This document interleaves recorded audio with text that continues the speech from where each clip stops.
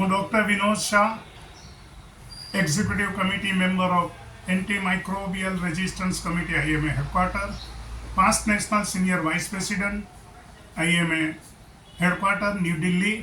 આજે વિશ્વ હાથ સ્વચ્છતા દિવસે આપને પ્લેજ લઈએ કે સ્વચ્છ હાથ એ સુરક્ષિત સ્વાસ્થ્ય માટેનું પહેલું અને હંમેશનું કદમ છે.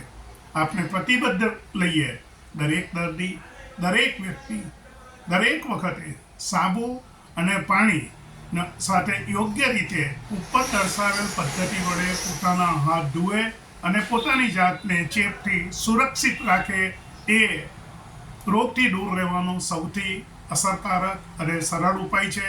એટલે મિત્રો, આજથી જ નહીં પરંતુ દરેક દિવસ આપણે આપણા સ્વચ્છ હાથ રાખીએ અને આપણા સ્વાસ્થ્યને સુરક્ષિત રાખીએ. જય IMA, જય હિન્દ, આભાર.